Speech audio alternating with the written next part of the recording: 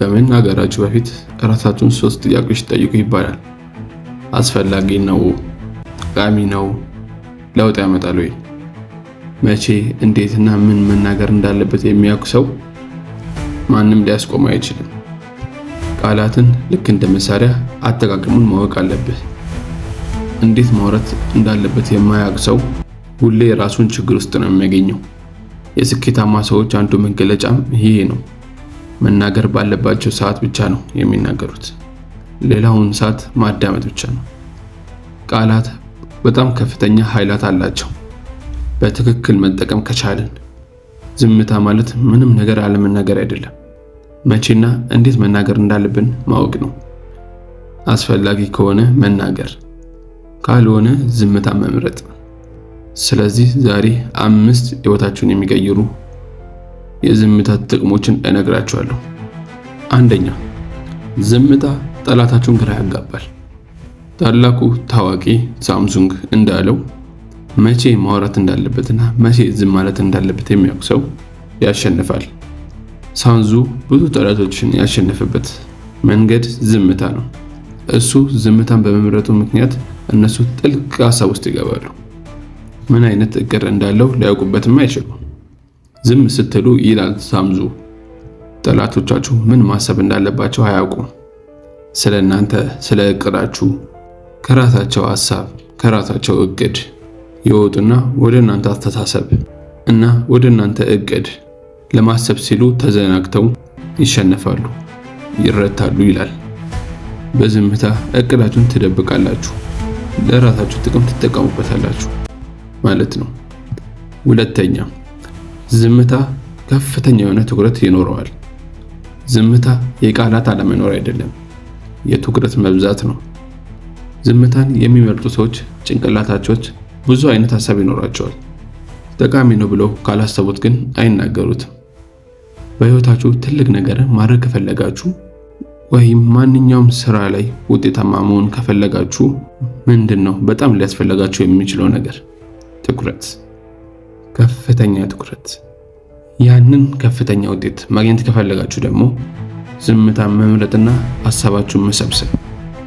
የዓለማችን ሀብታሙ ሰው ኢሎን መስክ በልጅነቱ በጣም ዝምተኛ ነበር። ስለዚህም ወላጆቹ የመስማት ችግር ይኖርበታል ብለው ሐኪም ቤት ወሰዱት። ሐኪሞቹ ግን ምንም ችግር የለበትም ብለው መለሷቸው። ከዛም ቤተሰቦቹ የተረዱን ነገር ቢኖር በዝምታ ውስጥ በጣም ከፍተኛ የሆነ ትኩረት ያለው ልጅ መሆኑን ተረዱ። የዝምታን ጥቅም ከዚህ ልትረዱ ትችላላችሁ። ዝምተኛ ስትሆኑ በጣም ከፍተኛ የሆነ ትኩረት አላችሁ ማለት ነው። ስለዚህ ከፍተኛ የሆነ ትኩረት ካላችሁ ደግሞ ለምትፈልጉት ነገር መጠቀም ትችላላችሁ። የምትፈልጉትን ነገር ልታገኙ ትችላላችሁ። ሶስተኛው የዝምታ ጥቅም ደግሞ የሰዎችን ትኩረት እናገኛለን። ምሳሌ ልስጣችሁ። ክፍል ውስጥ ቁጭ ብላችሁ አስተማሪው እያወራ ሁሉም ተማሪ በራሱ ሐሳብ ተውጦ ሄዷል። ልክ አስተማሪው ማውራት ሲያቆም አስተማሪው ለምን ማውራት እንዳቆመ ጭንቅላታችን መጠየቅ ይጀምርና ትኩረቱን መልሶ ወደ አስተማሪው ያደርጋል። የዝምታን ኃይል በዚህ ልትረዱ ትችላላችሁ።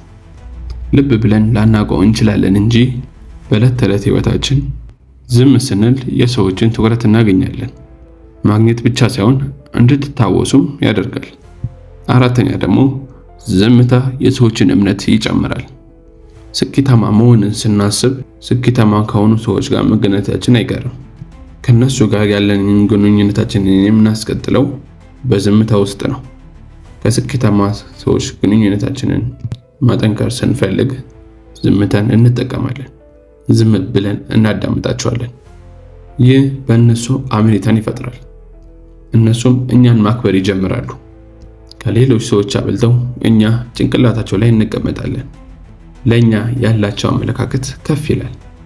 አብዛኛው ስኬታማ ሰዎችን ስታያቸው ቁጭ ብለው አያወሩ፣ ዝም ብለው ይመለከታሉ።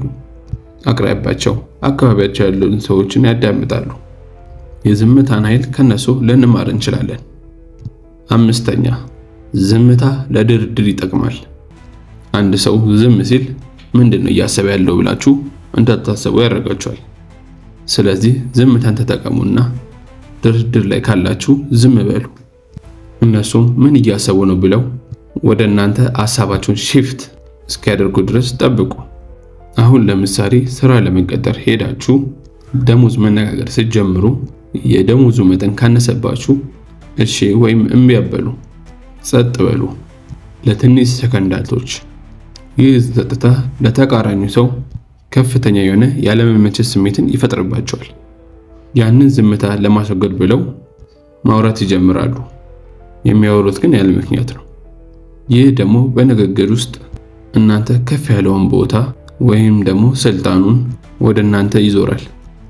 የመጨረሻም የቦነስ ፖይንት ልስጣችሁ። ዝምታ ጥንካሬን ይሰጣችኋል። አብዛኞቻችን ዝምታ ግን አንወደውም። ዝምታውን ለማስወገድም መሞከር አለብን። ዝም ስንል የተረሳን ይመስለናል። ሰዎች እንዲወዱን ስለምንፈልግ ዝምታን አንፈልገውም። ነገሩ ግን በተቃራኒው ነው። ዝምታን ስንመርጥ ሰዎች የእኛን ቃላትን ማክበር ይጀምራሉ። ብዙ ጊዜ ስለማናወራ የምናወራት ነገር ጠቃሚ እንደሆነ አድርገው ነው የሚያስቡት። ይህም ደግሞ ሰዎች ለእኛ ያላቸውን አስተሳሰብ እንዲቀየር ያደርጋል። አብዛኞቻችን ግን በዚህ ነገር ተሸውደን ኃይላችንን ሸፍነን በማውራት ያባካናቸው ነው። ስለዚህ ከዚህ ቪዲዮ ብዙ ነገር እንድትማሩ ተስፋ አደርጋለሁ። ይህንን ቪዲዮ ከወደዳችሁት ላይክ፣ ሰብስክራይብ እና ሼር ማድረጋችሁን እንዳትረሱ። አመሰግናለሁ።